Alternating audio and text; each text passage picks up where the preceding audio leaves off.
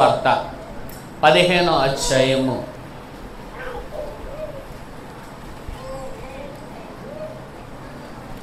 15వ అధ్యాయములో 3 విషయాలు మనకి కనబడుతూ ఉన్నాయి.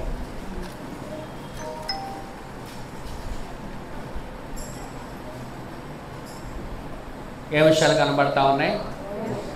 15:3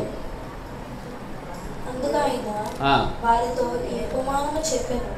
మీలో ఏ మనుషునికైనను 100 గొర్రెలు కలిగి ఉండగా వాటిలో ఒకటి తప్పిపోయిన ఎడల అతడు 99 అడవిలో విడిచిపెట్టి తప్పిపోయి నది దొరికి వరకు దాన్ని వెదకి వెళ్ళడా?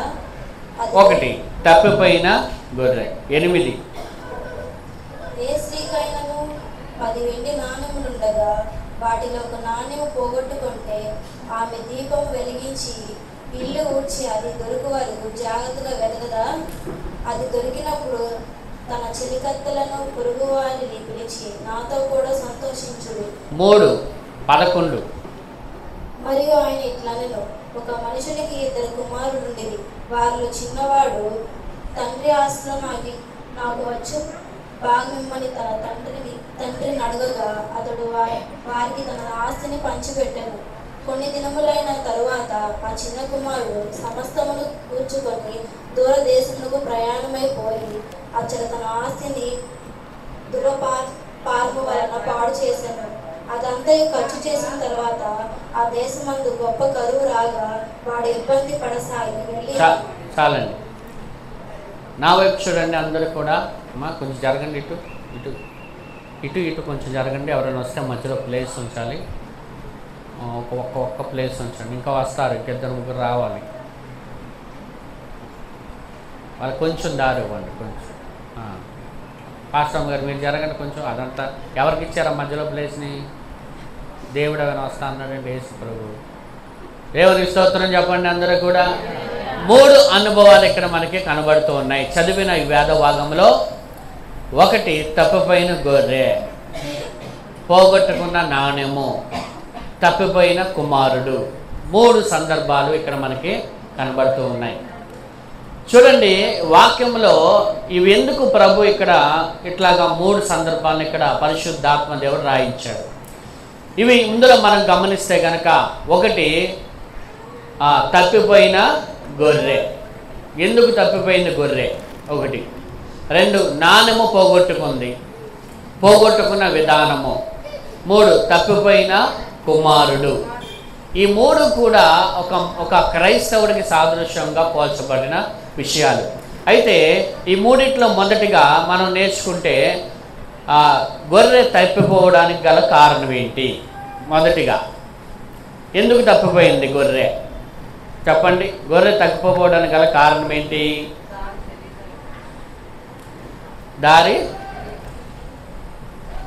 దారి తెలియక. ఎందుకు దారి తెలియలేదు గొర్రెకి? గొర్రె ఎవరిని వెంబడించాలి? కాపరిని వెంబడించాలి. అవునా? మరి అన్ని గొర్రెలు కాపరిని వెంబడిస్తుంటే ఈ గొర్రె ఎందుకని కాపరిని వెంబడించకుండా తప్పిపోయింది? ఇక్కడ మనం నేర్చుకుంటే కనుక చాలా మాటలు మనకి ఇక్కడ నేర్చుకోవచ్చు. అసలు పూర్తిగా ఒక మాటలో చెప్పాలంటే ఎందుకు తప్పిపోయిందంటే మూర్ఖత్వం యొక్క గొర్రె. అదే గొర్రెది మూర్ఖత్వం. ఏమిటా మూర్ఖత్వం అంటే? మూర్ఖత్వం యొక్క విధానం ఏంటంటే మనం ఒకటి చెప్తే ఇంకొకటి చెప్తారే, అదే మూర్ఖత్వం. మనం ఇటు వెళ్ళమంటే వాళ్ళు ఎటు వెళ్తారు? ఇటు వెళ్తారు. ఇప్పుడు ఈ మూర్ఖత్వం యొక్క గొర్రె కాపరిని వెంబడించకుండా వేరొక దారికి వెళ్ళిపోయింది. అది కాపరి చెప్పాడు కదా నన్ను వెంబడించాలని గొర్రెలకు అన్నిటికీ చెప్తే గొర్రెలన్నీ కూడా కాపరిని వెంబడిస్తూ ఉన్నాయి. కానీ ఒక గొర్రె మాత్రం ఏమైందంటే కాపరిని వెంబడించకుండా అది వేరొక వైపుకు వెళ్ళిపోయింది అన్నమాట. తప్పిపోయింది అది. చూడండి, మనం చాలాసార్లు పిల్లలు తప్పిపోతూ ఉంటారు. చెప్పండి, తిరణాల్లో ఎక్కడ? నేను 2 సార్లు 3 సార్లు తప్పిపోయా. 2 సార్లు తప్పిపోయాను నేను. ఏలూరులో, కైకలూరులో కూడా తప్పిపోయానుగా. కైకలూరులో తమ్ముడా? మా తమ్ముడు కైకిలూరులో తప్పిపోయాడు, నేను ఏలూరులో పిడివేళ్ళ 2 సార్లు తప్పిపోయానంట. నేను తప్పిపోయే రకం, కానీ దేవుడు నిలబెట్టాడు. దేవునికి స్తోత్రం చెప్పండి. చూడండి, పిల్లలు తప్పిపోతూ ఉంటారు. ఏదన్నా రద్దీగా ఉన్న ప్రదేశాల్లో ఉన్నప్పుడు, అరే ఎక్కడికి వెళ్ళొద్దు, నా చేయి పట్టుకో, నాతోనే నడువు అంటారు తల్లిదండ్రులు. కానీ వీళ్ళు ఏం చేస్తారు, ఏదో దోస్తారు, అది చూడి ఇల్లు వదిలేస్తారు, ఇంకా అటువైపు వెళ్ళిపోతారు. తర్వాత కనబడరు వీళ్ళు, అవునా? ఓ ఏడుస్తూ ఉంటారు. చూడండి, మూర్ఖపు యొక్క స్వభావం. అన్ని ఇశ్రాయేలు ప్రజలందరూ కూడా చక్కగా మేఘాన్ని వెంబడించారు, మోషే నాయకత్వంలో నడిచారు, దగ్గరకు వచ్చేశారు. ఆ కొండ దిగితే చాలు కనాను దేశంలోకి అడుగు పెడతారు. కానీ అక్కడే మోషే అంటాడు, అక్కడ మాటుగాళ్ళు ఉన్నారు కొండ మీద, ఇప్పుడు వెళ్ళొద్దు, మనం ఇక్కడే ఉన్నాం, ఇక్కడ అప్పుడే వెళ్ళొద్దు అని చెప్పి మోషే ఇశ్రాయేలు ప్రజలకు చెప్తే వాళ్ళు మూర్ఖించి ముందుకు వెళ్ళారంట. మోషే అక్కడ రాయబడిన వాక్యంలో ఏమని రాయబడిందండి, మోషే అయినను మందసమైనను వారితో రాకుండా వారు ముందుకు నడిచారు అని రాయబడి ఉంది. ఏం రాయబడి ఉంది తీసారు ఎవరైనా? మోషే అయినను, చూడండి వాక్యంలో,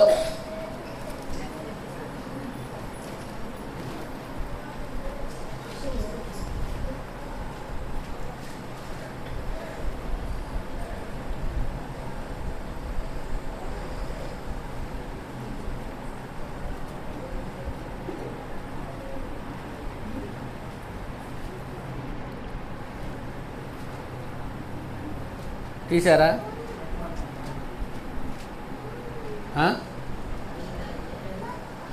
సంఖ్యాకాండము 14 అధ్యాయం చూడండి. సంఖ్యాకాండము 14 అధ్యాయంలో 44. అయితే ఒకటి 44 కాకుండా ముందు మనం చదువుకుందాం, 40 నుంచి చదువుకున్నాం. వారు ఉదయమున లేచి ఆ కొన మీద ఎక్కి చిత్తమండి మేము పాపం చేసిన వారము యెహోవా చెప్పిన స్థలమునకు వెళ్ళదుము అనిరి. అప్పుడు మోషే ఇది ఎలా యెహోవా మాట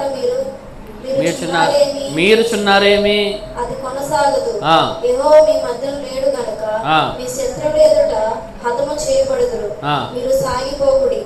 ఏలయనగా అమాలేకుల కనానీయులు మీకంటే ముందుగా అక్కడికి చేరి ఉన్నారు, మీరు ఖడ్గము చేత కూలుదురు, మీరు యెహోవాను అనుసరించడం మానితిరి గనుక ఇక యెహోవాకు మీకు తోడై ఉండడని చెప్పెను.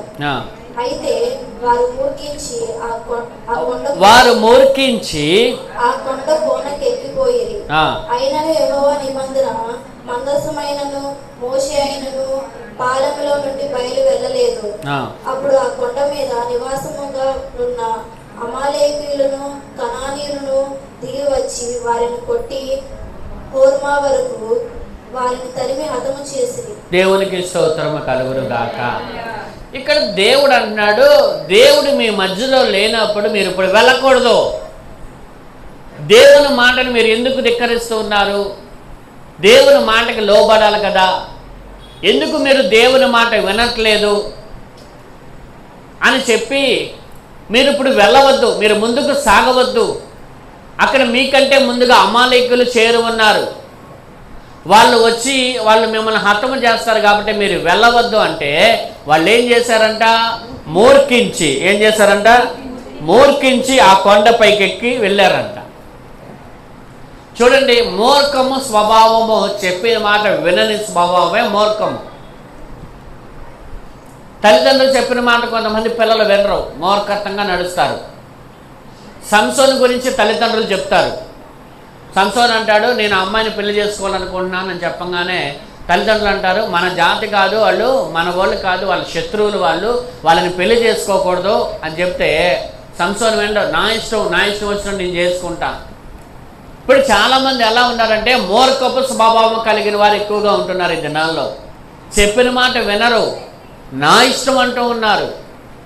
ఏమండి, అప్పటి వరకు మోషే నడిపింపులో నడిచారు కదా వాళ్ళు, అప్పటి వరకు మందసం వారితోనే ఉంది కదా.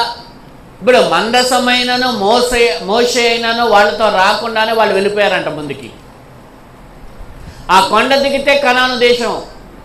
అప్పటి వరకు చూడండి, వాళ్ళు ఐగుప్తులోంచి బయలుదేరిన దగ్గర నుంచి ఎన్నో ఎదుర్కొన్నారు వాళ్ళు, ఎన్నిటినో దాటుకున్నారు వాళ్ళు, ఎన్నిటినో జయించారు వాళ్ళు. ఎంతోమంది శత్రువులు జయించారు, ఎరుకోను జయించారు, కనాను రాజులను. అలాగే మనం చెప్పుకుంటూ పోతే ఎర్ర సముద్రాన్ని దాటారు, యోర్దాన్ని దాటారు, మారాన్ని దాటారు, శత్రువులు అమాలేకులను జయించారు మధ్యలో. ఇలా చెప్పుకుంటూ పోతే ఎరుకోను దాటారు, ఎరుకో గోడలను కూల్చారు. ఇలాగా వాళ్ళ జీవితాల్లో దేవుడు గొప్ప గొప్ప కార్యాలు చేసినప్పటికీ కూడా ఇక్కడికి వచ్చేసరికి చివరి సమయంకి వచ్చేసరికి అక్కడ చనిపోయారండి వాళ్ళు. ఎందుకు వాళ్ళు నష్టపోయారు, ఎందుకు వాళ్ళు చనిపోయారంటే దేవుని మాటకు వాళ్ళు ధిక్కరించి మూర్ఖించి సేవకుని మాటకు దేవుని మాటకు లోబడకుండా వాళ్ళు ముందుకు సాగడం వలన వాళ్ళ అమాయకుల చేతిలో చనిపోయారంట. వాళ్ళు తరిమి కొట్టబడ్డాయి, చనిపోయారని రాయబడి ఉంది. ఒక దినం ఆలోచన చేయండి. ఈరోజు పరిశుద్ధాత్మ దేవుని చెప్తున్న మాటలు, దేవుని ఆలోచనలో దేవుడు చెప్పినట్లుగా మనం నడవకపోతే, లేదా దైవజనుడు చెప్పినట్లుగా నడవకపోతే మీ జీవితాల్లో చాలా నష్టపోతారు. జాగ్రత్త, ఇదొక హెచ్చరికగా మీరు తీసుకోండి. ఎందుకంటే మూర్ఖపు స్వభావము కలిగి తప్పిపోయింది గొర్రె. అలాగే మూర్ఖపు స్వభావం కలిగిన ఇశ్రాయేలు ఏమయ్యారంటే వారు దారి ఇశ్రాయేలు వాళ్ళు దేవుని మాటకి లోబడకుండా వాళ్ళ ముందుకు వెళ్ళడం వల్ల తరిమి కొట్టబడి చనిపోయారు. వాళ్ళకి వాగ్దానం ఉంది, వాళ్ళ ఎదుట ఏ మనుషుడు నిలవలేడు. దేవుడు వారికి తోడుగా ఉన్నంత వరకు వారికి విజయం వచ్చింది. ఏదైనా మీ జీవితాల్లో, ఏదైనా మీ కుటుంబాల్లో ఏదైనా ఒకటి జరిగినప్పుడు దైవ సేవకుడు అది వద్దు అన్నప్పుడు దాన్ని మీరు వద్దు అనే ఉంచండి. ఆయన అలాగే చెప్తాడులే, అలా చేయకపోతే బంధువులు ఊరుకోరులే అని కనుక మీరు ముందుకు వెళ్తే అక్కడ జరిగేది ఏంటో తెలుసా? దేవుని దయ మీ దగ్గరికి, దేవుని సన్నిధి మీతో ఉండకుండా వెళ్ళిపోతుంది. హల్లెలూయా. దేవుని సన్నిధి అయినను మోషే అయినను రాకుండానే వాళ్ళు ఏం చేశారంట, ముందుకు సాగారని రాయబడి ఉంది. వాళ్ళ ఉద్దేశం ఏం తెలుసా? మాకు తెలుసులే, నువ్వు చెప్పేదేంటి, మాకు తెలుసు, మాకు ఎలా వెళ్ళాలో. మూర్ఖించారు వాళ్ళు. మూర్ఖుడు రాజు కంటే బలవంతుడు అంట, తెలుసా మీకు? మూర్ఖుడు రాజు కంటే కూడా బలవంతుడు. ఎందుకో తెలుసా? వాడు 3 కాళ్ళు అన్నాడంటే కుందేలకి 3 అని కూర్చుంటాడు వాడు. ఎవరు చెప్పినా వినడం, వినని స్వభావమే మూర్ఖుడు. ఏమండి, మాట వినని వాడే మూర్ఖుడు. ఎవరు మూర్ఖులు చెప్పండి ఇప్పుడు? మాట వినాలి. దేవుడు మనకి ఏదైతే చెప్తున్నాడో ఆ మాట ప్రకారంగా మనం ముందుకు వెళ్తే దీవించబడతాం. దేవునికి స్తోత్రం చెప్పండి. రండమ్మా, దేవుని సన్నిధికి రండి, ప్రార్థన చేసుకోండి, ఇలా ప్రార్థన చేయండి అని దైవ సేవకుడు చెప్తూ ఉంటాడు. కానీ చాలామంది దానిని సీరియస్గా తీసుకోవట్లా, నిర్లక్ష్యంగా తీసుకుంటున్నారు. ఎట్లాగ మరి దీవించబడతారు దేవుని బిడ్డలారా? దేవుడు మీతో ఉండాలంటే మీరు ఎక్కడ ఉండాలి? దేవుని సన్నిధిలో ఉండాలి. దేవుని సన్నిధి మందిరంలోనే ఉంటుందని నేను చెప్పను. నువ్వు ఎక్కడ కూర్చొని ప్రార్థన చేసినా అక్కడ దేవుని సన్నిధి ఉంటుంది. అలాగని మందిరంలోకి రాకూడదని, మందిరంలోకి వచ్చి ప్రార్థన చేయాలి. అట్లాగే నీ ఇంటిలో కూడా కూర్చొని ఏం చేయాలి? ప్రార్థన చేయాలి. హల్లెలూయా. పరిస్థితులు ఎట్లా మారుతాయి? దేవుని చేతిలోకి నువ్వు రాకుండా దేవుడు ఒక ఘనమైన పాత్రగా నిన్ను ఎలాగ చేస్తాడు? ఆలోచన చేయండి. దేవునికి దూరంగా ఉండి దేవుడు నా జీవితాన్ని మార్చాలనడం అనేది అవివేకము, మూర్ఖత్వము అని చెప్పాలి. ఎందుకో తెలుసా? దేవుడు నీ జీవితాన్ని మార్చాలంటే, దేవుడు నీ కుటుంబాన్ని మార్చాలంటే మొదటగా నువ్వు ఎవరి చేతిలోకి రావాలంటే దేవుని చేతిలోకి రావాలి. దేవునికి స్తోత్రం చెప్పండి. దేవుని చేతిలోకి నువ్వు వచ్చినప్పుడు ఒక కుమ్మరి చేతిలో మట్టి ఉన్నప్పుడు ఆ మట్టి సార మీద ఉన్నప్పుడంట కుమ్మరి ఏం చేస్తాడంటే ఒక అందమైన పాత్ర తయారు చేస్తాడు. అది కనుక కుమ్మరి చేతిలోకి రాకపోతే పాత్ర తయారవుతుందా? అవదు కదా. అట్లాగే మనము కూడా ఎవరి హస్తాల్లోకి రావాలి? దేవుని హస్తాలు. హల్లెలూయా. ఎందుకంటే దేవుని హస్తము ఎలాంటిదంటే మనల్ని ఆదరించే హస్తము. దేవుని హస్తం ఎలాంటిదంటే మనకి సహాయం చేసే హస్తము. దేవుని హస్తం ఎలాంటిదంటే మనల్ని కాపాడే హస్తము. దేవుని హస్తం ఎలాంటిదంటే మనల్ని ఒక అందమైన రూపముగా తయారు చేసే హస్తము. హల్లెలూయా. చూడండి, దేవుడు తన స్వాస్థాలతో చేశాడంట మనిషిని. ఆదామును జిగటమన్ను తీసుకొని తన చేతులతో తయారు చేసి దానికి నాసికా రంధ్రంలో జీవవాయువు ఊదినప్పుడు జీవం వచ్చిందంట మనిషి. ఎవరి చేతిలో ఉన్నాడు ఫస్ట్ మనిషి? తర్వాత మనిషి చేతిలోంచి దేవుని చేతిలో మనిషి పారిపోయాడండి. ఇంకా పారిపోతూ ఉన్నారు దేవునికి దూరంగా. దేవుడు తన చేతులు చాచి పిలుస్తూ ఉన్నాడు. దేవుడు ఎంతగా ప్రేమిస్తున్నాడంటే దేవుడు లోకమును ఎంతో ప్రేమించానని 3:6 ఉంది యోహాను. ఆలోచన చేయండి, దేవుడు నిన్ను ఎంతగా ప్రేమిస్తున్నాడు. తన చేతిలోకి రమ్మని దేవుడు ఆహ్వానిస్తుంటే మనమేమో ఏమండి వ్యర్థమైన వాటికి స్థానములు ఇస్తూ, వ్యర్థమైన వాటి మీద మనసు పెడుతూ, వ్యర్థమైన వాటి కొరకు పరుగులెడుతూ శ్రేష్టమైన దేవునిని విడిచిపెడుతున్నారు చాలామంది బిడ్డలు. ఒకసారి ఆలోచన చేయండి, ఏది శాశ్వతమైనది, ఏది తాత్కాలికమైనది, ఏది ఉత్తమమైనది, ఏది నీచమైనది అనే ఒక గ్రహింపు దేవుని బిడ్డలకు ఉండాలి. హల్లెలూయా. చూడండి, వ్యర్థమైన వాటి యందు మనం ఏం పెట్టకూడదంట? మనసు పెట్టకూడదు. మార్తా మరియా ఇద్దరు దేవుని దగ్గరే ఉన్నారు. కానీ వాళ్ళిద్దరిలో ఒకరు మాత్రము దేవుని పాదాలు పట్టుకుంటే ఒకలేమో పని పెట్టుకున్నారు. ఆ పని కూడా ప్రభు కొరకనే పనే. ఒకలేమో దేవుని వాక్యానికి ప్రాధాన్యత చూపితే ఒకలేమో శరీర సంబంధమైన ఆహారానికి ప్రాధాన్యత చూపారు. ఈవిడేమో వాక్యపు ఆహారము ప్రభు దగ్గర పొందుకోవాలని చూసింది మరియా.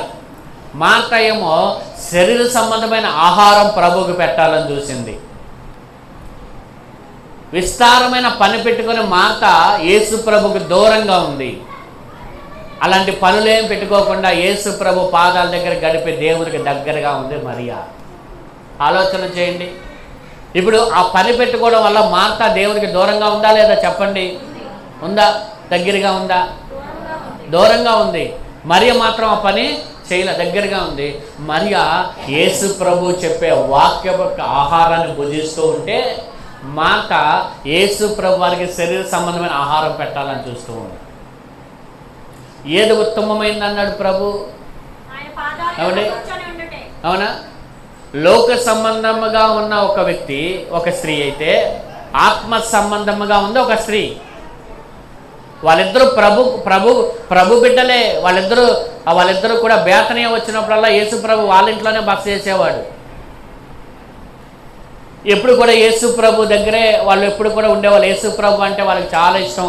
యేసు ప్రభు కూడా వాళ్ళంటే చాలా ఇష్టం. అందుకే లాజరు చనిపోయినప్పుడు యేసు ప్రభు వారి కన్నీళ్లు పెట్టుకున్నట్లుగా మనం చూసాం. వాళ్ళంటే చాలా ఇష్టం. ఎందుకంటే వాళ్ళు ఎప్పుడు వచ్చినా ప్రభు వాళ్ళ ఇంటికి వస్తే వాళ్ళని ఆదరించే కుటుంబంగా ఉంది. ప్రభుకి భోజనం పెట్టి ప్రభుని చక్కగా చూసుకున్న కుటుంబం, చక్కగా స్వీకరించిన కుటుంబం. కానీ స్వీకరించిన కుటుంబం అయినప్పుడు కూడా మార్తా మరియలో ఉన్న వ్యత్యాసాన్ని గమనించాలి. ఇక్కడ ప్రభు ఒకటే ఒక మాట అన్నాడు, మరియా ఉత్తమమైన దాన్ని ఎంచుకుంది. మార్తా కలవరపడిపోతుంది. పని విస్తారంగా పెట్టేసుకుంది. ఆ కలవరపడిపోతుంది చేయలేక. మరియను పంపించమని యేసు ప్రభు వారికి రిక్వెస్ట్ చేస్తుంది. అవునా కదా? ఇప్పుడు ఈ విస్తారమైన పని పెట్టుకోకుండా ఉంటే మార్తకు కలవరం ఉండేదా? ఇప్పుడు మార్తా బాధ ఏంటి? నేను ఒక్కదాన్నే చేస్తున్నాను, మా చెల్లి రావట్లేదు, మా చెల్లి ఏమో ఆయన దగ్గరకు వచ్చింది వెళ్ళి, నేను ఒక్కదాన్ని ఎలా చేయగలను అంటే విస్తారమైన పని పెట్టుకోవడం వల్ల కలవరం చెందుతున్న స్త్రీ. కానీ మరియ మాత్రం దేవుని వాక్యాన్ని వింటూ నెమ్మది పొందుకున్న స్త్రీగా ఉంది. దేవునికి స్తోత్రం కలుగును. విస్తారమైన పనుల వల్ల నీకు కలవరం ఏర్పడుతుంది తప్ప నీకు నెమ్మది ఎక్కడొస్తుంది నీ జీవితంలో? దేవుని మాటలు విన్నప్పుడు ఆ మాటలు నిన్ను ఆదరిస్తాయి, ఆ మాటలు నిన్ను బలపరుస్తాయి, ఆ మాటలు నిన్ను నెమ్మదినిస్తాయి. ఏమండి, ఈ లోకంలో దొరుకుతానికి నెమ్మది, ఈ లోకము మనుషుల దగ్గర దొరుకుతానికి సమాధానం ఎక్కడ దొరుకుతుంది? యేసయ్య దగ్గరికి. అందుకే మనం ఎక్కడికి రావాలంటే ప్రభు దగ్గరికి రావాలి. దేవునికి స్తోత్రం కలుగునుగా. విస్తారమైన పనులు పెట్టుకొని గలిబిలి గందరగోళంలో ఉన్న మార్త యేసయ్య మాటలు వింటూ నెమ్మది పొందిన మరియా. వాళ్ళిద్దరూ మనం కంపేర్ చేస్తున్నాం. ఇప్పుడు మనం ఇంటికి యేసు ప్రభు వాళ్ళ ఇంటికి వచ్చాడు, కానీ ఒక స్త్రీ అలా ఉంది, ఒక స్త్రీ అలా ఉంది. అక్క చెల్లెల యొక్క స్వభావాలు ఎలా ఉన్నాయి? ఇక్కడ దేని వైపు వారి ఆలోచనలు ఉన్నాయి? ఇద్దరికి కూడా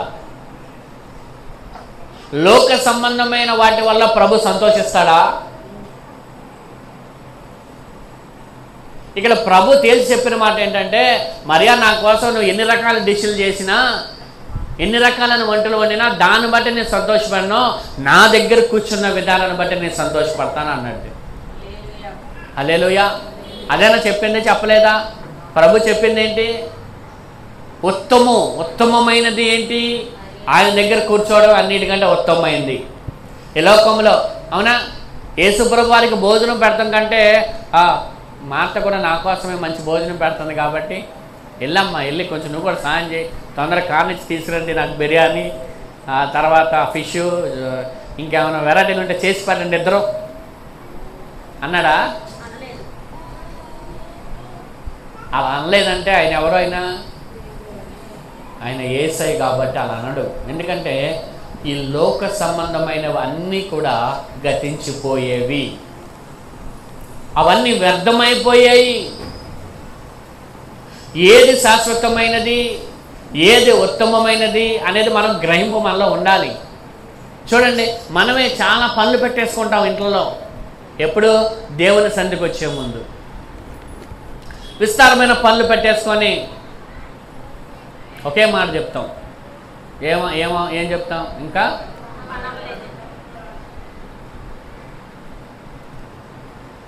నీ పని ఎందుకు అవ్వలేదు, నువ్వు ఎందుకు ఎక్కువ పనులు పెట్టుకున్నావు ఆ సమయంలో? అవునా? ఈరోజు ప్రార్థన ఉంది, నువ్వేం చేయాలి? ముందుగానే పని చేసేసుకోవాలి కదా. చేసుకోలేదా? వదిలే, వచ్చిన తర్వాత చేసుకో. అవునా కాదు? చెప్పండి. అదే అలాగే మనం ముందుకు రావాలి ప్రభు దగ్గరికి. అప్పుడు అంటాడు ప్రభు, నువ్వు నా దగ్గరికి వచ్చావు కాబట్టి నేను నీ దగ్గరికి, నువ్వు నా యందు ఉండు, నేను నీ యందు ఉంటా. అంతే దేవుని లెక్క. నువ్వు నా దగ్గర ఉంటే నేను నీ దగ్గరికి వస్తా, నువ్వు నా దగ్గర రాకపోతే నీ దగ్గరికి నేను రాను. ఆలోచన చేద్దాం ఒకసారి. ఇది ఈరోజు ప్రభు మనతో స్పష్టంగా మాట్లాడుతున్నాడు. అందరు నా వైపు చూడండి. ఏది ఉత్తమమైంది చెప్పండి?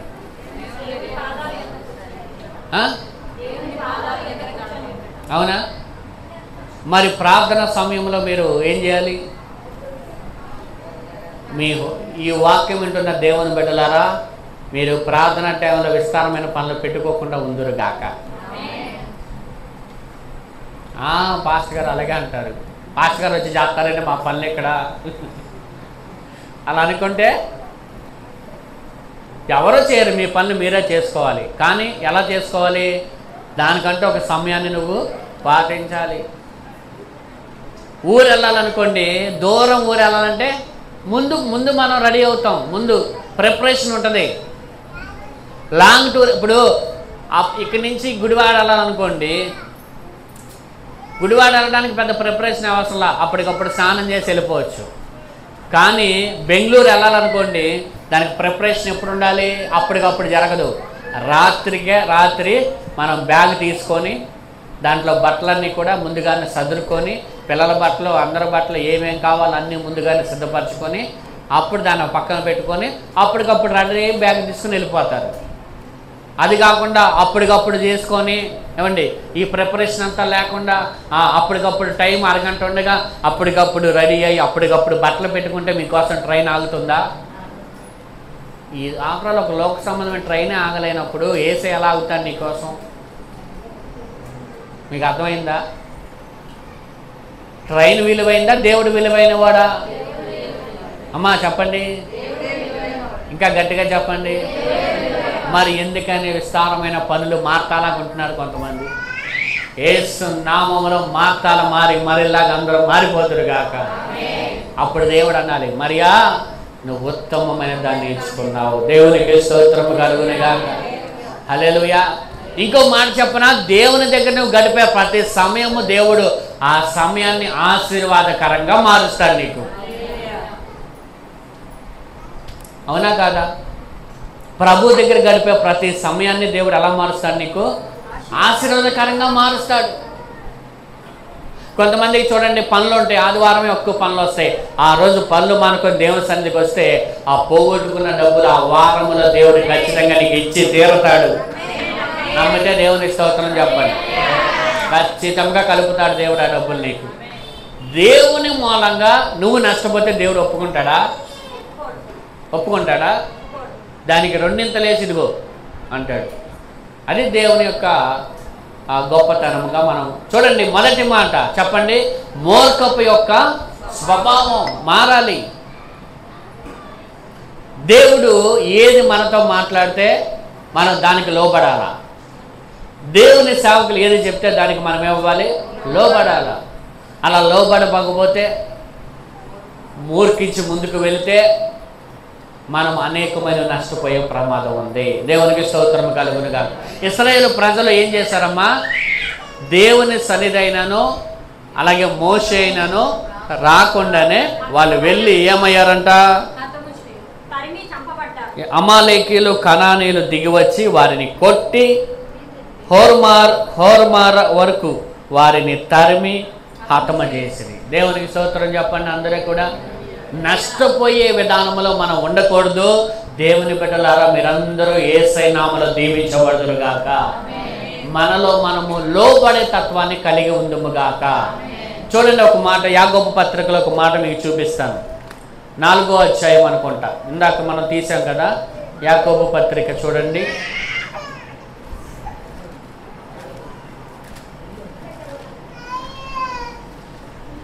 పేతురు పక్కన ఉంటుంది. యాకోబు తొందర దొరకదు. యాకోబు పత్రిక 4వ అధ్యాయము 7వ వచనం. కాబట్టి దేవునికి లోబడి ఉండుడి, అపవాదిని ఎదిరించుడి, అప్పుడు వాడు మీ యొద్ద నుండి పారిపోవును. చూడండి అమ్మ, అందరు తలల పైకి ఎత్తండి. ఇక్కడ మన మాటను మనం గమనించండి. అపవాది పారిపోవాలంటే రెండు చేయాలి. ఏం చేయాలి? దేవునికి లోబడాలి, అపవాదిని ఎదిరించాలి. ఈ రెండు చేస్తే ఏమైందంట? వాడు మన యొద్ద నుంచి ఏమైపోతాడు? పారిపోతాడు. దేవునికి స్తోత్రం చెప్పండి. అపవాది మన యొద్ద నుంచి పారిపోవాలా లేదా? అమ్మ, అందరు తలల పైకి ఎత్తండి. అపవాది మీ దగ్గర ఉండాలన్న వాళ్ళు దేవుని స్తోత్రం చెప్పండి. ఎవరో చెప్పారు,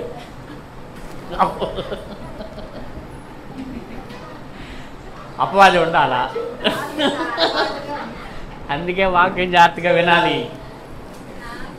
అపవాది మన దగ్గర ఉండాలా, వెళ్ళిపోవాలా? వెళ్ళిపోవాలంటే రెండు చేయాలి. ఒకటి, దేవునికి మనం ఏం చేయాలి? లోబడాలి. అపవాదిని దేవునికి లోబడిన వాడే అపవాదిని ఎదిరించగలుగుతాడు. దేవునికి స్తోత్రం చెప్పండి. దేవునికి లోబడకపోతే అపవాదిని నువ్వు ఎదిరించడానికి సామర్థ్యం నీకు రాదు. దేవునికి లోబడిన వారికి ఏమొస్తుందంటే దేవుని యొక్క కృప, దేవుని యొక్క సన్నిధి, దేవుని యొక్క శక్తి వారికి వస్తుంది.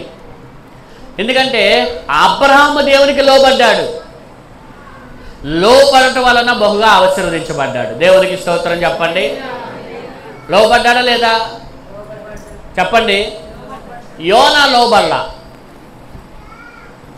యోనా లోబడ్డాడా? సౌలు లోబడ్డాడా? సంసోను లోబడ్డాడా? లోబడలా. లోబడని వాళ్ళందరూ కూడా ఏమయ్యారు బైబిల్లో? వాళ్ళకి చెప్పండి. యోనా చేప గర్భంలో ప్రార్థన చేసుకోవాల్సిన దుస్థితి ఏర్పడింది. అవునా కదా? సంసోను ఏమండి, గుడ్డివాడైపోయి జైలు పాలైపోయాడు. ఆలోచన చేయండి. సౌలుకి ఇచ్చిన కృప ఏమైందంటే దూరం అయిపోయింది. కానీ దేవునికి లోబడిన దావీదును దేవుడు గొప్ప స్థానంలో ఉంచాడు. దేవునికి లోబడిన అబ్రహామును దేవుడు గొప్ప స్థానంలో ఉంచాడు. దేవునికి లోబడిన ఇస్సాకును దేవుడు నూరింతల ఆశీర్వాదం ఇచ్చాడు. దేవునికి స్తోత్రం చెప్పండి. అందుకే మనం ఎవరికి లోబడాలి చెప్పండి? ఈ లోకంలో ఉన్న మనుషులు కాదండి. మనం ఎవరికి లోబడాలి? దేవునికి మనము లోబడే వ్యక్తులుగా ఉందుముగాక. దేవునికి లోబడాలి, సాతానును ఎదిరించాలి. దేవునికి లోబడిన వారికి సాతాను ఎదిరించే శక్తిని దేవుడు ఇస్తాడు. దేవునికి స్తోత్రం కలుగునుగాక. హల్లెలూయా. ఒకవేళ దేవునికి మనము లోబడకపోతే సాతానును ఎదిరించే శక్తి మన దగ్గరికి ఉండదు. అందుకని మనము దేవునికి లోబడితే సాతానును మనం ఎదిరించే శక్తి దేవుడు మనకి ఇచ్చునుగాక. హల్లెలూయా. దేవునికి స్తోత్రం చెప్పండి. ఒకటి, మూర్ఖపు యొక్క స్వభావం వలన ఏమైందంటే గొర్రెపిల్ల తప్పిపోయింది. రెండు, జ్ఞానము పోయింది, పోగొట్టుకున్న జ్ఞానం. ఈరోజు బల్లారాధన కాబట్టి సరి చేసుకోవాల్సిన విషయాలు చెప్తున్నాను ఈరోజు. రెండవదిగా మనం చూస్తే జ్ఞానము తప్పిపోవడానికి కారణం ఏంటో తెలుసా? చెప్పండి ఎవరైనా. అసలు పోవడం గురించి చెప్పు, ఎతకడం గురించి తర్వాత. ముందు ఏం లేదు. ఇప్పుడు మన జోబులో డబ్బులు పోయినాయి అంటే ఎలా పోయినాయి? ఏమంటారు అందరూ? ఏదైనా పోయిందానికి ఏమంటారు? ముందు అనే మాట చెప్పండి. ఏం లేదు మీకు, జాగ్రత్త లేదు, మీకు జాగ్రత్త లేదు. మీరు ఏదైనా పోగొట్టే భర్తలు ఏమంటారు ఇంట్లో? జాగ్రత్త లేదు, నీకు జాగ్రత్త లేదు, అందుకే పోగొట్టావు నువ్వు ఇవన్నీ, కొంచెమైనా నీకు జాగ్రత్త లేదు అంటారా లేదా? అంటే జ్ఞానం పోగొట్టుకోవడానికి ఈ దినాల్లో మనము పోగొట్టుకుంటున్నాం అంటే కారణం ఏంటో తెలుసా? జాగ్రత్త లేకపోవడం వల్ల. అది లోక సంబంధమైన వాటి గురించి జ్ఞానం రాయబడింది. కానీ ఈ దినాల్లో మన కుటుంబాల్లో సంతోషం పోతుంది.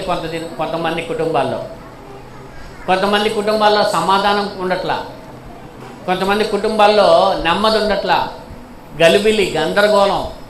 ఎందుకు ఇవన్నీ? ఏం పోగొట్టుకుంటున్నారు వాళ్ళు? చెప్పండి, ఎందుకు పోగొట్టుకుంటున్నారు వాళ్ళు? జాగ్రత్త లేకపోవడం వల్ల. ఏం లేకపోవడం వల్ల? భక్తిలో మనకి ఉండవలసిందే జాగ్రత్త. నిలబడ్డానని తలంచకుండా పడిపోకుండా ఉండినట్లు జాగ్రత్త పడము. నీ విశ్వాసాన్ని పోగొట్టకుండా నువ్వు జాగ్రత్త పడము. జాగ్రత్త అనేది చాలా అవసరమైన మాట. ప్రతి దాంట్లో కూడా మనము జాగరూకులై ఉండాలని వాక్యం మనకి నేర్పిస్తూ ఉంది. భక్తి విషయంలో మనం అజాగ్రత్తగా ఉంటే కనుక మనము చాలా నష్టపోతాం. గుర్తుపెట్టుకోండి, చాలా మనం ఏమైపోతాం? నష్టపోతూ ఉంటాం. ఎన్నోటిని మనం కోల్పోతూ ఉంటాం. అజాగ్రత్తగా మనం ఏదైనా విషయంలో మనం ఉన్నామంటే ఆ అజాగ్రత్త మనల్ని ఎంత నష్టానికి దారి తీస్తుందో మనకు తెలియదు. కొన్ని సందర్భాల్లో చూడండి, అజాగ్రత్తగా ఉంటారు కొంతమంది. ఎక్కువ స్త్రీలు పొయ్యి దగ్గర, వంట దగ్గర ఎక్కడో పెట్టేస్తారు, బయటకు వచ్చి మీటింగ్ ఆపుతారు. ఏం చేస్తారు? బయటకు వచ్చి అది నల్ల మసిబొగ్గులాగా అయిపోయి వాసన వచ్చేదాకా పట్టించుకోరు. అవునా కాదా? ఎక్కువ స్త్రీలు చేసే పని అదే. ఒక మాట నిజంగా అది పొయ్యి ఆరిపోయి అదంతా ఇల్లు అయిపోయి గ్యాస్ అంతా అయిపోయి తర్వాత గబుక్కుని వెళ్ళి అంటిస్తే ఏమైంది? పేరు కూడా కాదు, మంట పెద్దగా వచ్చేసింది, ముందు మొహం కాలిపోదు. ఎందుకంటే జాగ్రత్త అనేది లేకపోతే మనం ఎక్కడైనా సరే నష్టపోతాం. జ్ఞానము ఎందుకు పోగొట్టుకున్నారు అంటే కనుక అజాగ్రత్త వలన. మూడో మాట మనం నేర్చుకుందాం, తప్పిపోయిన కుమారుడు. ఎందుకు తప్పిపోయాడు కుమారుడు చెప్పండి?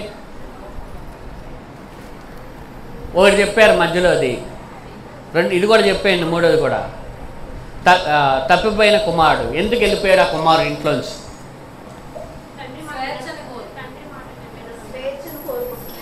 స్వబుద్ధిని ఆధారం చేసుకుని వెళ్ళిపోయాడు.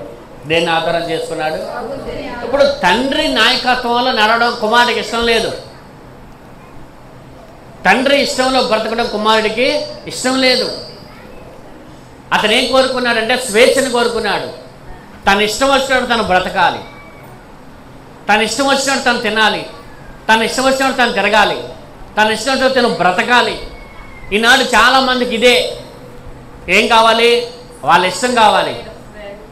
ఒకరి కింద ఉండడం అనేది వాళ్ళకి నచ్చట్లా. బైబిల్లో కూడా ఒకరికి నచ్చకుండా వెళ్ళిపోయిన వ్యక్తి చెప్పండి. మీకు చెప్పాను కూడా, అది మర్చిపోతే అలాగా. ఒకరి దగ్గర ఉండడం నచ్చక వేరే వెళ్ళిపోయాడు. లోతే గురువు ఇచ్చేది. ఇప్పుడు ఎవరెవరికి గొడవలైనవి అంట? అబ్రహాము గొర్రెల కాపర్లకి, లోతు గొర్రెల కాపర్లకి గొడవలైనవి. గొడవలు అయితే వచ్చారు. అబ్రహాం అన్నాడు, అందరికీ అన్యుల మధ్య మనం లోకుగా ఉండకూడదు, నువ్వు ఒక దారి నేను దారి వెళ్ళిపో అన్నాడు. అనగానే వెంటనే ఏమనాలి? మనిద్దరికీ గొడవైందా అన్నయ్య? మనిద్దరికి ఏమన్నా గొడవైందా? గొడవైంది వాళ్ళకి కదా, మనం వెళ్ళిపోవడం ఏంటి? నేను నిన్ను విడిచి ఎక్కడికి వెళ్ళను, నీ దగ్గరే నేను ఉంటాను అని లోతు అనాలి. అన్నాడా? అనకుండా ఏం చేశాడు? ఆల్రెడీ పెట్టి సదిరేసుకున్నాడు, ముందే వెళ్ళిపోదామని. కొంతమంది ముందే రెడీగా ఉంటారు, ఎప్పుడే రెడీగా ఉంటారు, ఎప్పుడైనా అంటారా వెళ్ళిపోదామని. ఎక్కువ నమ్మమాక, జనాలకి మళ్ళీ డౌట్ వచ్చింది. దేవునికి స్తోత్రం చెప్పండి. ఏమండి, ఎప్పుడు రెడీగా అంటాడా? అబ్రహాం రెడీగా ఉన్నట్టున్నాడు. అనగానే సరే అని అబ్బాయి నాకు ఆ ప్రాంతం మనం వెళ్ళిపోతున్నానని వెంటనే రెడీ చేసుకుని వెళ్ళిపోయాడు. ఎందుకని? లోతుకి ఏమి నచ్చలేదంటే అబ్రహాం యొక్క సహవాసంలో, అబ్రహాం యొక్క ఆధీనంలో, అబ్రహాం యొక్క చిత్తంలో ఉండడం నచ్చలా. ఎందుకని? అక్కడ బలిపీఠం ఉంటుంది, అక్కడ దేవుని సహవాసం ఉంటుంది, అక్కడ దేవుని యొక్క ప్రతిరోజు బలి అర్పణలు ఉంటాయి, దేవుని యొక్క స్వరం వినబడుతుంది. ఇవన్నీ కూడా అబ్రహాం దగ్గర ఉండి నేర్చుకోవాల్సింది పోయి వాటన్నిటికీ దూరంగా వెళ్ళిపోయి ఏం కలిగి ఉండాలంటున్నాడంటే ఇతనే ఒక మంచి ఒక స్థానంలో ఇతననే అందరూ పొగడాలనే స్థితిలో ఉన్నాడు. ఎందుకంటే అక్కడ అబ్రహాం యొక్క ఆధీనములు ఉండేసరికి ఇతనికి ఏ పొగడ్తలు రావట్లా. ఇప్పుడు ఎక్కడికి వెళ్ళిపోయాడు? బాగా పొగడ్తలు కలిగిన ప్రదేశంలో ఉన్నాడు. ఇప్పుడు వాళ్ళందరూ ఏం చేశారంట? సొదొమ గొమొర్రా ప్రాంతం వాళ్ళు ఇతను తీసుకెళ్ళి ఒక పెద్దలా పెట్టారు, ఆ పంచాయతీ పెద్దలాగా, తీర్పులు చెప్పే పెద్దలాగా. ఇప్పుడు వాళ్ళకి ఏదైనా జరిగితే ఎక్కడ రావాలి? లోతు దగ్గరికి రావాలి. చివరికి లోతును కూడా వాళ్ళు లెక్క చేశారా? ఏమండి, వాళ్ళ ఇంటికి ఒక గెస్ట్లు వచ్చినప్పుడు అయ్యా వాళ్ళు వదిలేందంటే లోతు మాట ఎవరైనా విన్నారా? తప్పుకో నువ్వు ముందు పక్కకి. ఏం కోరుకున్నాడు లోతు చెప్పండి? పేరు ప్రఖ్యాతులు కోరుకుంటున్నాడు. అబ్రహాం దగ్గర ఉంటే అవన్నీ రావు. ఇప్పుడు తప్పువేలు కుమారుడు కూడా ఏం కోరుకుంటున్నాడు? నేను ఏదైనా మా నాన్న అడగాలి, నేను ఏం చేయాలన్నా ఆయనకి చెప్పాలి, ఆయనకి తెలిసి నేను ఏం చేయకూడదు. ఇలాంటివన్నీ కూడా ఈ కుమారుడికి నచ్చకుండా అతను తన ఆశను తీసుకొని బయటికి వెళ్ళిపోయాడు. ఇప్పుడు ఏంటంటే ఇష్టం వచ్చినట్టు తాగొచ్చు, ఇష్టం వచ్చినట్టు తినచ్చు, ఇష్టం వచ్చినట్టు బ్రతకద్దు. గుర్తుపెట్టుకోండి దేవుని బిడ్డలారా, క్రైస్తవ్యం అనేది ఒక ఇరుకు మార్గము, క్రైస్తవ్యం అనేది ఒక నిబంధనతో కూడిన మార్గము, క్రైస్తవం అనేది ఎట్లా పడితే అట్లా బ్రతికేది కాదు, దేవుని చిత్తములోనే బ్రతకాలి. ఇష్టం వచ్చినట్లు బ్రతికేసి ఇష్టం వచ్చినట్లు తిరిగేసి నేను దేవుని నాకు ఆయన దేవుడు అంటే దేవుడు ఒప్పుకోడు. ఎప్పుడు కూడా ప్రభు ఒప్పుకోడు. అందుకే అన్నాడు ప్రభువా ప్రభు అన్న వాళ్ళు ఎవరు కూడా పరలోక రాజ్యము మీరెవరో నాకు తెలియదనే రోజు రాబోతుంది. హల్లెలూయా. కాబట్టి మనం ఎప్పుడు కూడా నిబంధనలోనే బ్రతకాలి. తిమోతికి రాసిన 2వ పత్రికలో ఒక మాట ఉంటుంది, నియమం ప్రకారం పోరాడుకుంటే కిరీటము దొరకదు. చూడండి 2వ అధ్యాయము చదువు.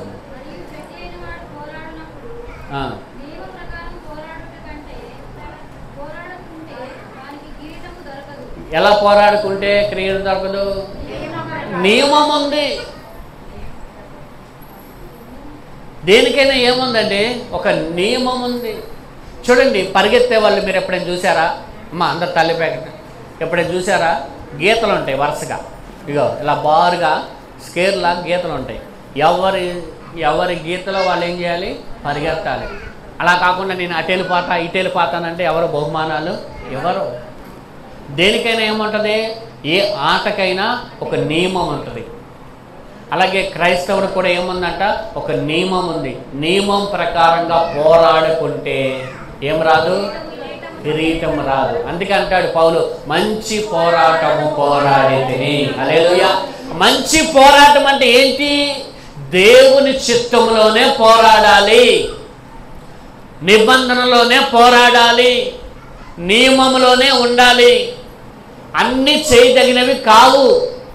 అన్నీ చేయడానికి స్వతంత్రం ఉంది, కానీ అన్నీ మనం చేయదగినవి కావు. అన్నీ చేయడానికి మనకి స్వాతంత్రం ఉంది, కానీ అన్నీ మనం చేయడానికి మనకి ఏం లేదు. ఇచ్చిన స్వేచ్ఛను దుర్వినియోగం చేసుకోబట్టే పాపం ఏలుబడి చేసింది లోకాన్ని. దేవుడు మనిషికి స్వేచ్ఛనిచ్చాడు, ఆ స్వేచ్ఛను దుర్వినియోగం చేసుకున్నాడు మనిషి. ఆలోచన చేయండి, ఈరోజు నీకు దేవుడు స్వేచ్ఛనిస్తున్నాడు, ఆ స్వేచ్ఛ నువ్వు ఎలా ఉపయోగించుకుంటున్నావు ప్రభు దగ్గర? అవునా? చూడండి, మనం ఎప్పుడు కూడా దేవుని చిత్తంలోనే పోరాడదముగాక. ఇప్పుడు ఎందుకు కుమారుడు వెళ్ళిపోయాడు బయటికి ఇంట్లో అంటే, ఇంట్లో నచ్చట్లా, ఇంట్లో అన్నీ కూడా తండ్రి చెప్పినట్లు జరగాలి కదా, ఆ విధానం ఇతనికి నచ్చట్లా. ఇతనేం కోరుకున్నాడంటే తన స్వబుద్ధి, ఆలోచన, స్వేచ్ఛను కోరుకొని వెళ్ళిపోయాడు బయటికి. గుర్తుపెట్టుకోండి దేవుని ప్రజలారా, మనము దేనిని కోరుకుంటున్నాం? తండ్రి చిత్తాన్ని కోరుకుంటున్నామా? ఇష్టానుసారంగా బ్రతకాలని కోరుకుంటున్నామా? ఇష్టానుసారంగా బ్రతకాలని కోరుకుంటే క్రైస్తవంలోకి రావాల్సిన అవసరం లేదు. ఎందుకంటే ఇష్టానుసారంగా జీవించే వాళ్ళు దేవుడు ఎన్నడూ తన బిడ్డలుగా ఒప్పుకోడు. గుర్తుపెట్టుకోండి, నీ ఇష్టం అనేది నీ దగ్గర ఇక్కడ జరగదు. ఎందుకంటే ప్రభు విలువ పెట్టి కొనబడిన వారు మీరు. దేవునికి స్తోత్రం కలుగునుగాక. మన మీద సమస్త అధికారాలు ఎవరికి ఉన్నాయంటే యేసయ్యకు మాత్రమే ఉన్నాయి. ఎవరికి ఉన్నాయండి సమస్త అధికారాలు? మన మీద ప్రభువుకే ఉన్నాయి.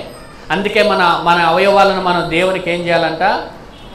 సాధనాలుగా ఉపయోగించాలంటున్నాడు. చూడండి వాక్యంలో, కొరింథీ రాసిన పత్రికలోన ఒక మాట చూడండి.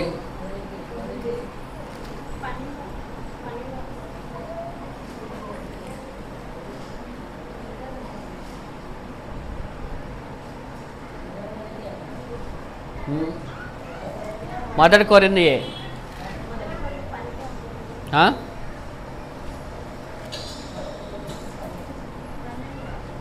12 ఆరో అధ్యాయంలో చూడండి 20వ వచనం.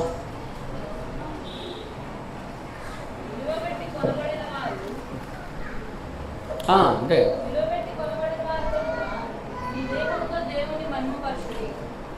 ఇప్పుడు చెప్పండి, మీరు దేని పెట్టి కొనబడిన వారు? ఏ విలువ? ఏమి పెట్టి ప్రభు మనల్ని కొన్నాడు? యేసయ్య తన రక్తం అనే విమోచన క్రయధనము చెల్లించి మనలను ప్రభు కొన్నాడు. హల్లెలూయా. పూర్తి అధికారము, హక్కు మన మీద ఎవరికి ఉంది? యేసయ్యకే ఉంది. అలాంటప్పుడు మన ఇష్టం వచ్చినట్టు మనం ఎలా చేస్తాం? ఎలా చేస్తాం? ఈ ఫోన్ కొన్నాను, ఫోన్ మీద అధికారం ఎవరికి ఉంది? నాకే ఉంది. వేరే వాళ్ళు వాడతానంటే కుదిరిద్దా? కుదరదు. అందుకని దేవుడు మన మీదకి సర్వ అధికారాలు ఎవరికి ఉన్నాయంట? చెప్పండి, ఎవరికి ఉన్నాయి? చెప్పండి అందరూ కూడా. అందుకే మనం ఎప్పుడు కూడా చూడండి, రోమాపత్రిక 14వ అధ్యాయం 7వ వచనం చూడండి. మనలో ఎవడును తన కోసమే బ్రతకడు, ఎవడును తన కోసమే చనిపోడు. మనము బ్రతికినను ప్రభు కోసమే బ్రతుకుచున్నాము, చనిపోయినా ప్రభు కోసమే చనిపోతున్నాము. బ్రతికినాను చనిపోయినాను కూడా మనం ఎవరు మాయమై ఉన్నామంట? ప్రభు వారమై ఉన్నాం. దేవునికి స్తోత్రం కలుగును గాక. మనం ఎవరు మారమై ఉన్నామండి? దేవుని బిడ్డ అని చెప్పుకొని నువ్వు ఆ దేవుని చిత్తంలో నడవకపోతే నువ్వు దేవుని బిడ్డ కాదు, దెయ్యం బిడ్డ అవుతావు. అవునా కాదా? చెప్పండి. మీరు ఎవరు బిడ్డ? అమ్మా, మనందరిని ఏమంటారు అందరూ? మీరందరూ దేవుని బిడ్డలు. ఎవరి ఆలోచనలో నడవాలి? ఎవరి చిత్తంలో నడవాలి? దేవుని చిత్తంలో మనవాలి. మన ఇష్టము నశించునుగాక, మన ఇష్టాలు మన స్వేచ్ఛ యేసు నామములో నశించునుగాక. దేవుని చిత్తంలోనే మనము నడుచుదుముగాక. అప్పుడు ప్రభు అంటాడు నా బిడ్డ. లేకపోతే అంటాడు నువ్వెవరో నాకు చెప్పండి. అప్పుడు అంటావు, అయ్యా నీ నామములు అలా చేయలేదు, ఇలా చేయలేదు, ఎవరు అసలు నాకు తెలియదు, వెళ్ళిపో అంటాడు దేవుడు. ఆలోచన చేయండి. మూడవ మాట మనం నేర్చుకున్నాం చూడండి. ఒకటి చెప్పండి, తప్పిపోవడానికి కారణం మూర్ఖత్వం. రెండు, నిర్లక్ష్యం. నిర్లక్ష్యం వల్ల జాగ్రత్త.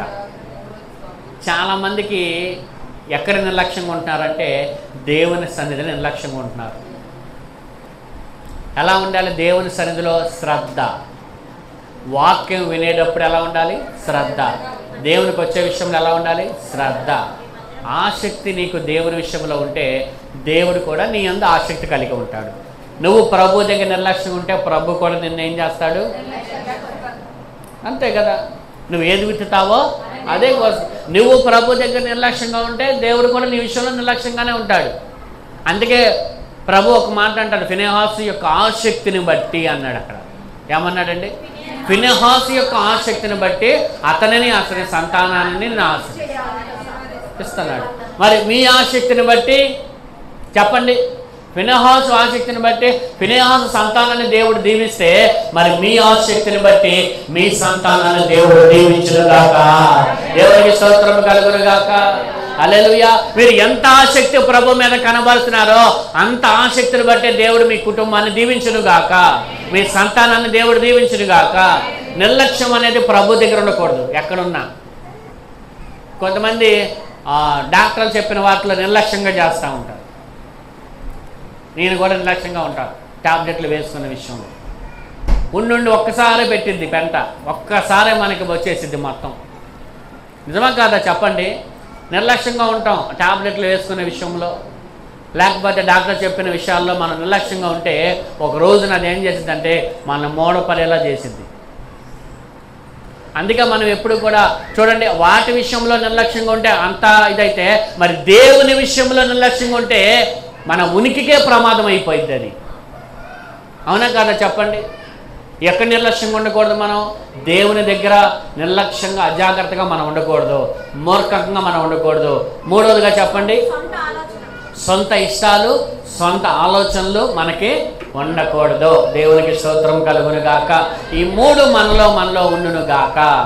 చూడండి, దేని విషయంలో దేవుని బిడ్డలు తప్పిపోతున్నారంటే మొదటిగా సత్యములోంచి తప్పిపోతున్నారు. ఇందులోంచి రెండవదిగా విశ్వాసములోంచి తప్పిపోతున్నారు. నేను వివరించట్లా సమయ పరిమితిని బట్టి, మళ్ళీ బల్లారాధన మన ముందు రెఫరెన్స్ చెప్తాను చూడండి. సత్యములో తప్పిపోతూ ఉన్నారు. 1 తిమోతి పత్రిక 2:18. 2 విశ్వాసములో తప్పిపోతున్నారు.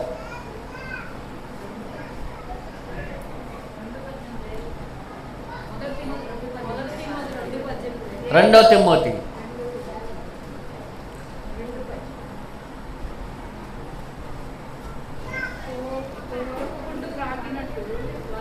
ఇంకొద్దు చదవద్దు, ఇంకా సమయం లేదు, నేను చెప్పేసి వెళ్ళిపోతున్నా. మూడోది వాక్యములో తప్పిపోతున్నారు. హెబ్రీ పత్రిక 6:5 ఇది చదవండి.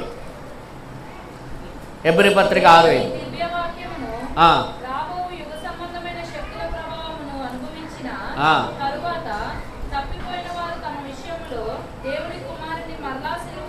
చూడండి ఎలా తప్పిపోతున్నారంట. దేవుని వాక్యమును దాన్ని అనుభవించి అలాగే పరలోక సంబంధమైన వాటిలో కూడా వాళ్ళు అనుభవం పొంది అన్నీ పొందుకున్న తర్వాత కూడా తప్పిపోతున్నారంట. వాళ్ళ తప్పిపోయిన వారు ఏం చేస్తున్నారంట? యేసయ్యను మరలా బాహాటముగా సిలువేస్తున్నారు. తర్వాత కృప నుంచి తప్పిపోతూ ఉన్నారు. 12:12 హెబ్రీ పత్రిక.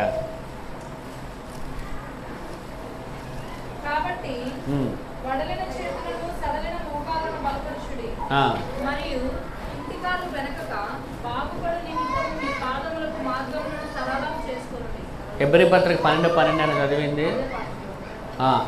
చూడండి, కృప నుంచి తప్పిపోతున్నారు. తర్వాత వాగ్దానములలో తప్పిపోతూ ఉన్నారు, పరిచర్లో తప్పిపోతున్నారు, చివరిగా దేవుని సన్నిధిలోంచి కూడా తప్పిపోతూ ఉన్నారు. చూడండి ఎన్ని రకాలుగా తప్పిపోతున్నారంటే సర్వ సత్యంలోంచి తప్పిపోతున్నారు, రెండోదిగా విశ్వాసంలోంచి తప్పిపోతున్నారు, మూడోదిగా వాక్యంలోంచి తప్పిపోతున్నారు, నాలుగోదిగా దేవుని కృప నుంచి తప్పిపోతున్నారు, ఐదోదిగా వాగ్దానాల నుంచి తప్పిపోతున్నారు, చివరిగా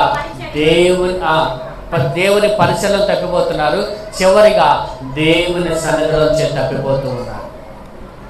మన కళ్ళ ముందు మనం చాలా మందిని చూస్తున్నాం. దేవుని సన్నిధికి వచ్చి కూడా లోకంలో తప్పిపోయే వారిని చాలా మందిని మనం చూస్తున్నాం. అయితే ఒకటి, ఏం తప్పిపోయినా ఒకటి, ఆయన మన దేవుడు ఎవరంటే ప్రేమ కలిగిన తండ్రి. దేవునికి స్తోత్రము కలుగును గాక. తప్పిపోయిన వారు ఒకటే చేయాలి. చూడండి, తప్పిపోయిన వారు ఏం చేయాలి? మొదటిగా జ్ఞాపకం చేసుకోవాలి. నేను ఏ స్థితిలో ఉన్నానో జ్ఞాపకం చేసుకోవాలి. 2, నేను ఏమై ఉన్నానో ఎరిగి ఉండాలి. 3, పశ్చాత్తాపడాలి. 4, దేవుని దగ్గరికి చేరుకోవాలి. 5, తండ్రి నిన్ను పిలిచేలాగా చేసుకోవాలి. హల్లెలూయా. చూడండి, తప్పైన కుమారుడు ఏం చేశాడు? ఏ స్థితిలో ఉన్నాడో ఎరిగి ఉన్నాడు, జ్ఞాపకం చేసుకున్నాడు. ఎవరిని? తండ్రిని. నువ్వు ఏ స్థితిలో ఉన్నావో ముందు ఎరిగి ఉండాలి. తర్వాత దేవునిని జ్ఞాపకం చేసుకోవాలి. 3, పశ్చాత్తాపడాలి. తర్వాత దేవుని దగ్గరికి రావాలి. అప్పుడు ప్రేమగల తండ్రి ఏం చేస్తాడంటే నిన్ను హత్తుకొని నువ్వు ఏవైతే పోగొట్టుకున్నావో అవన్నీ దేవుడు మరలా నీకు తిరిగిచ్చునుగాక. ఎందుకంటే ఆయన ప్రేమ కలిగిన తండ్రి కాబట్టి, నిన్ను ప్రోత్సహించే తండ్రి కాబట్టి, ఒకవేళ నువ్వు పడిపోయినా మరలా తిరిగి ఆయన లేపునుగాక. పోగొట్టుకునేది ఎక్కడ వెతకాలి? దీపము వెలిగించి వెతకాలి. అనగా దేవుని సన్నిధిలో. వెలుగు అంటే ఎవరు? దేవుడు. దేవుని సన్నిధిలోనే ఏది పోగొట్టుకున్నా దొరుకుతుంది. హల్లెలూయా. నేను లోకములో ఉన్నప్పుడు, భయంకరంగా తిరిగినప్పుడు నేను చాలా పోగొట్టుకున్నాను. కానీ అవన్నీ నాకు ఎప్పుడు వచ్చినాయో తెలుసా?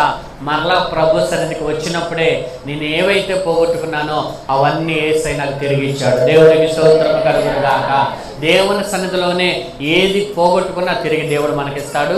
సమయం అయిపోయింది, మీరు ఇంక చూడొద్దు, నేను ముగించేస్తున్నాను. ఇప్పుడు 3 మాటలు మనం నేర్చుకున్నాం. తప్పిపోయిన కుమారుడు, తప్పిపోయిన గొర్రె, పోగొట్టుకున్న నాణెము. 3 విషయాలు. 1 చెప్పండి, మూర్ఖత్వము, నిర్లక్ష్యము. 3వది సొంత ఆలోచన. ఈ 3 కూడా మనలో ఉండకుండా మనం జాగ్రత్త పడదుముగాక. కాబట్టి ప్రార్థన చేసుకున్నాము. మరింత బలపరిచర్య ఉంది. అందరూ కూడా కళ్ళు మూసుకోండి. రొట్టె ద్రాక్ష రసములు దేవుడు బలపరిచర్య మనమున ఉంది.